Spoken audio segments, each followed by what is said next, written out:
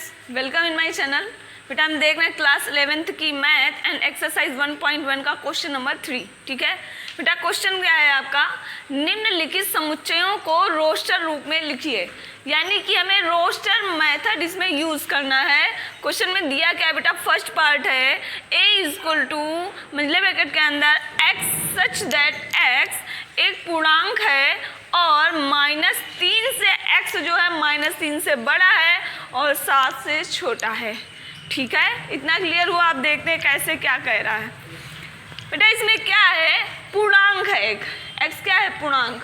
पूर्णांक होते क्या हैं बेटा, ये हम आपको पहले एक वीडियो में बता चुके हैं कि पूर्णांक क्या होता है। पूर्णांक होता है जिसे हम z से डिनोट करते हैं and i plus i minus दोनों ही इसके अंदर आते हैं, उसको हिंदी में बोलते हैं पूर्णांक। तो पूर्णांक कौन कौन से होते हैं, प्लस एंड माइनस सारे आपके पूर्णांक में सम्मिलित होते हैं। तो बेटा पूर्णांक में आपका प्लस माइनस सब लिया जाता है, ठीक है, उसके अंदर आपका जीरो भी शामिल होता है।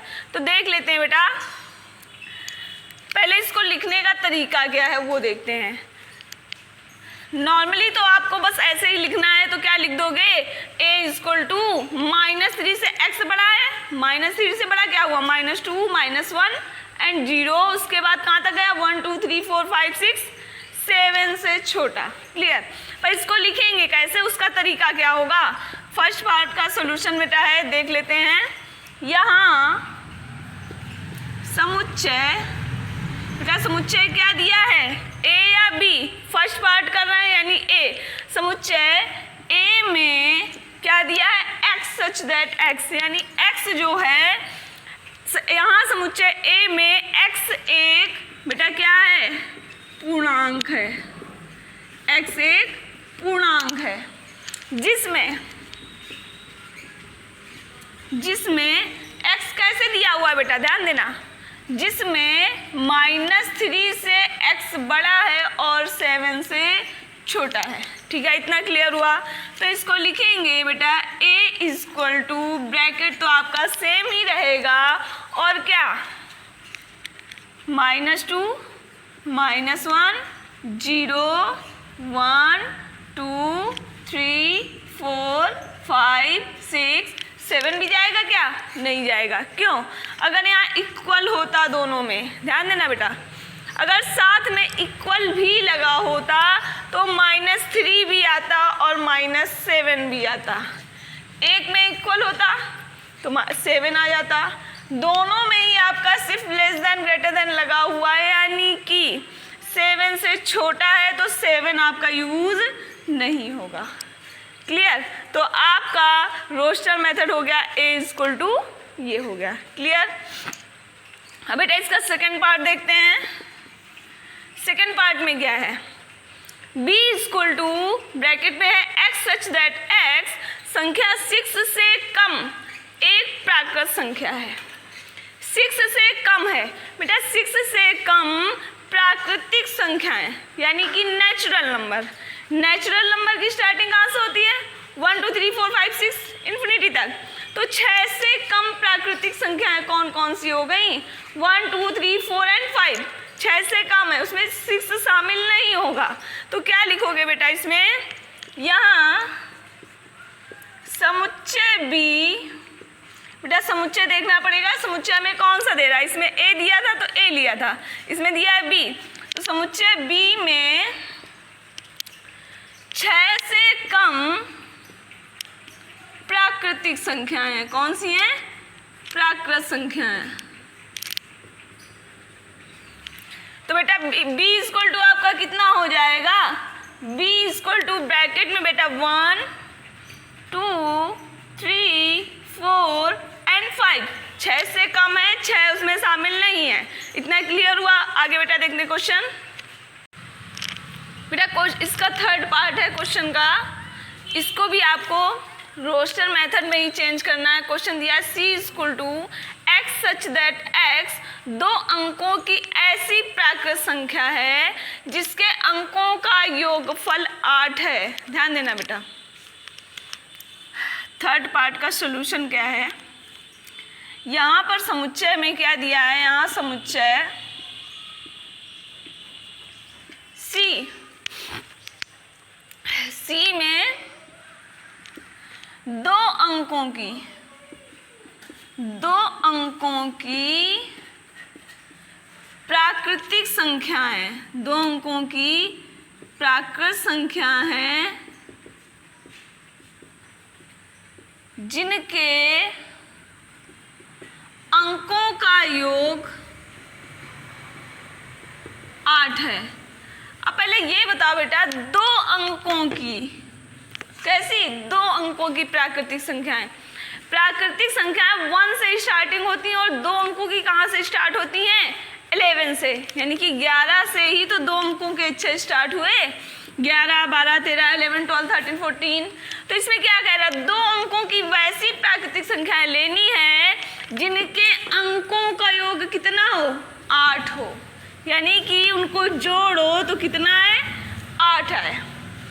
तो ऐसी 11, 12, 13, 14, 15, इनमें से इन सबको जोड़ोगे तो क्या 8 आ रहा है? 1, 2, 3, 1 + 5 6, 17 में 1 + 7 करोगे 8। तो ऐसी कौन सी संख्या है जिसमें 8 आ रहा है? तो 17, यानी कि ऐसी संख्याएं होंगी 17, 1 + 1 + 7 8। अब कौन सी संख्या बनेगी? 17 के अलावा कौन सी जाएगी? ये आपको सोचना है और बताना है। क्या होगी? 26, ध्यान देना बेटा। 17 में 1 + 7 8, 26 में 2 + 6 कितना हुआ? 8। 2 अंकों की भी है, उनके अंकों का योग 8 भी है। तो बेटा ऐसी कितनी संख्याएं बनेंगी? जरा बना डालो जल्दी से, बहुत जल्दी से। कितनी बनेंगी? 17, 26, 35, 44, इनको ऐड करते जाओ। 3 + 5 8, 4 + 4 8। अब इसी का उल्टा करते जाओ। क्या? 44 के बाद 5 से आएगा 53, 35 का उल्टा 53, यानी 35 का उल्टा 53। इसको जोड़ोगे तो 8 आएगा और 5 + 3 करोगे तब भी 8 आएगा। इसके बाद क्या आएगा बेटा? 62, फिर 71 और फिर 80। क्यों? 8 + 0 बेटा 8। इसके अलावा क्या कोई संख्या है? जल्दी से सोचो और बताओ। इसके अलावा कोई संख्या शेष बची जिनके अंकों का योग 8 आता हो? सिर्फ 2 अंकों की, 3 अंकों की नहीं लेनी बेटा, 2 अंकों की लेनी है। तो 17, 26, 35, 44, 53, 62, 71, 80। तो C = आपका क्या होगा? C = ब्रैकेट में 17, 26, 35, 44, 53, 62, 71, 80। ये बेटा आपका हो गया सॉल्यूशन। कोई प्रॉब्लम? आगे देखते हैं 4th part. D = x such that x एक अभाज्य संख्या है। कैसी संख्या है? एक अभाज्य संख्या है जो 60 की भाजक है। जो किसकी भाजक है? 60 की भाजक है। पहले हमें आप वो संख्याएं बताओ जो 60 की भाजक हो। कौन कौन सी ऐसी संख्याएं हैं जो 60 से भाग जाए, यानी कि जिस अंक का हम भाग 60 में दें तो चला जाए पूरा पूरा। ऐसी संख्याएं बेटा क्या बनेगी? यहाँ थोड़ा सा आपको ये इसलिए बता देते हैं ताकि आपको ज़्यादा क्लियर समझ में आ जाए। वैसे अगर आप सिर्फ थोड़ा सा आंसर उसका सॉल्यूशन करना चाहते हो तो ये इतना ही काफ़ी है आपके लिए। अगर थोड़ा डिटेल में करना चाहते हो तो एक लाइन इसमें लिख दो। क्लियर? तो इसमें अगर लिखना चाहोगे तो बेटा क्या लिखोगे? यहाँ समुच्चय D में x अभाज्य संख्या है। क्या है? x अभाज्य संख्या है जो 60 की भाजक है, जो 60 की भाजक है। यानी कि x = ऐसी कौन कौन सी संख्याएं बनेंगी जो 60 की भाजक होंगी? पहले वो बताओ। नॉर्मली 60 की भाजक संख्या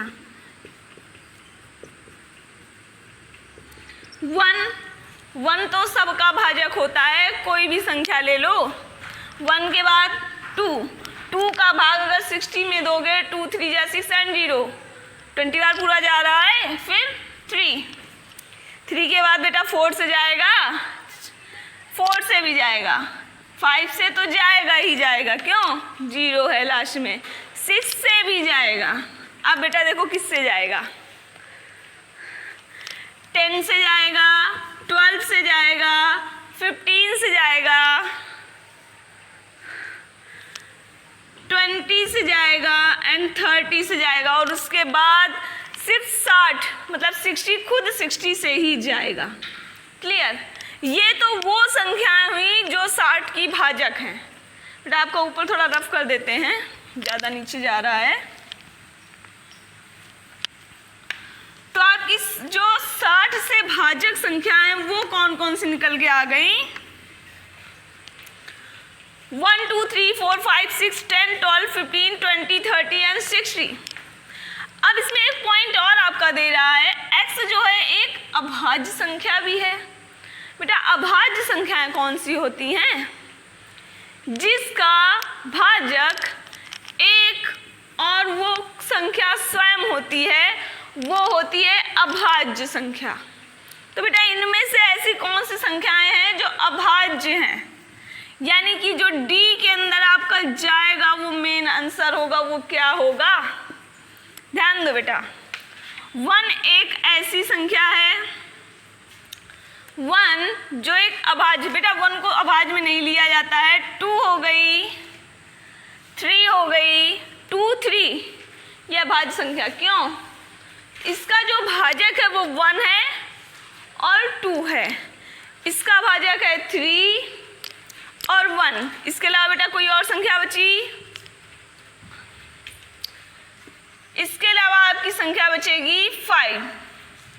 इन संख्याओं में हमें ढूंढनी है, अदर नहीं ढूंढनी है। जो संख्याएं 60 की भाजक हैं उन्हीं संख्याओं में से हमें अभाज्य संख्या छांटनी है, यानी कि 2 3 5। उसके अलावा 4 का भाजक क्या होगा? 1 2 एंड 4, यानी कि अभाज्य संख्या नहीं हुई।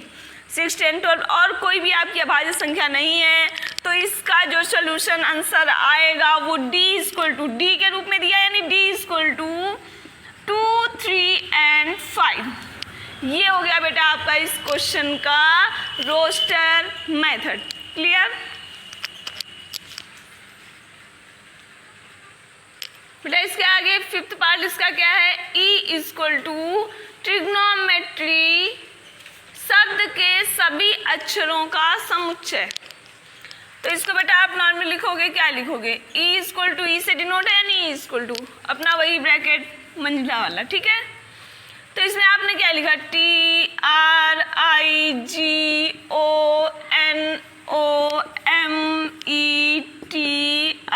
TRIGONOMETRY। पहली बात तो ये कि जितने अक्षर लिखे जाएंगे उनके बीच में कॉमा रहेगा, और दूसरी बात ये कि आप अगर सारे अक्षर लिख रहे हो तो ये आपका गलत है। क्यों?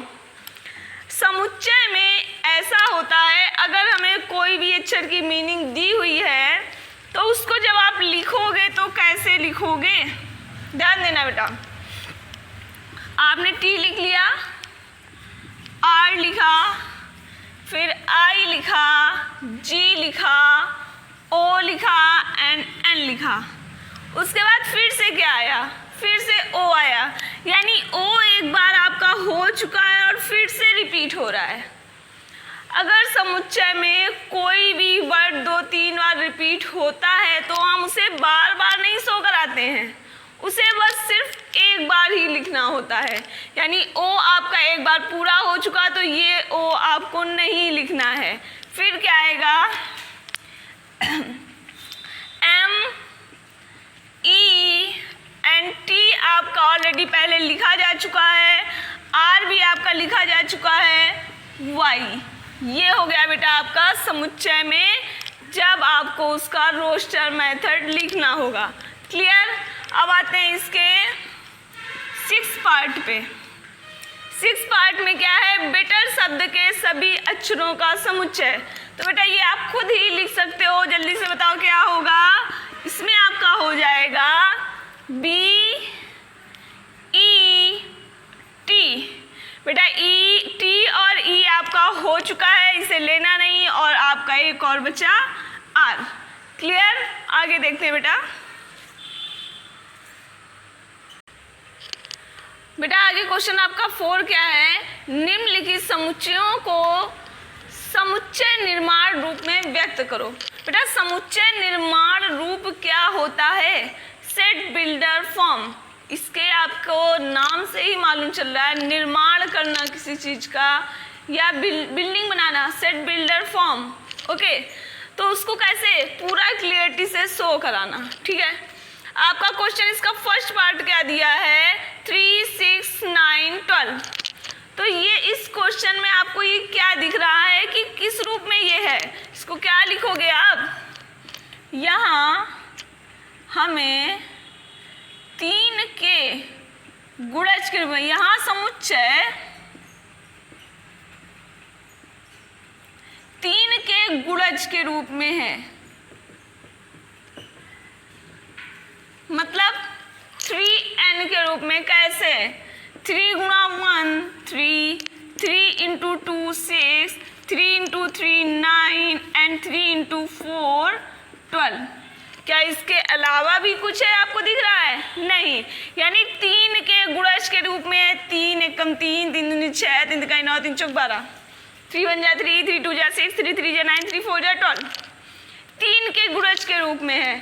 तो इसे हम कैसे लिख सकते हैं, यानी जब आप इसको सेट बिल्डर फॉर्म में लिखोगे, पहले तो आप इस समुच्चय को कोई नाम दोगे कैपिटल लेटर में, A B C D E F मान लो, हमने मान लिया, तो पहले को A मान लिया, तो A इक्वल टू क्या हुआ बेटा, आपका वही ब्रैकेट मंझला bracket, x such that x। जब भी कभी आपको सेट बिल्डर फॉर्म लिखना होगा तो x सच दैट x तो कॉमन है। ठीक है, अब इसमें है क्या, x सच दैट x बराबर, यानी x यहाँ पर क्या है 3n, किस रूप में 3n। अब यहाँ n क्या है, यहाँ n belongs to n। n किसको बिलोंग कर रहा है, नेचुरल नंबर को। क्यों, नेचुरल नंबर की स्टार्टिंग कहाँ से होती बेटा, 1 से। 1 2 3 4 कहाँ तक गया, आगे कहीं तक भी जा सकता है, लेकिन हमें कहाँ से लेना है, कहाँ से कहाँ तक, 1 से 4। तो इसमें आपको एक पॉइंट और भी लिखना पड़ेगा, जहाँ या कॉमा लगाकर 1 से greater than and equal to n। क्यों, 1 से बड़ा है और 1 के बराबर है n, क्या n, और कहाँ तक 4 से छोटा और 4 के इक्वल, एंड ब्रैकेट, ब्रैकेट जो आपका है क्लोज। ये बेटा बड़ा लग गया, छोटा। ठीक है, तो बेटा ध्यान देना फिर से, इस क्वेश्चन का यानी फर्स्ट पार्ट का सेट बिल्डर फॉर्म क्या बना, A इक्वल टू ब्रैकेट मंझला bracket s belongs to x equal to 3n। यहाँ n बिलोंग करता है n को, यानी नेचुरल नंबर को, जहाँ n क्या है 1 से बड़ा बराबर और 4 से छोटा बराबर। क्लियर, ये आपका हो गया फर्स्ट पार्ट।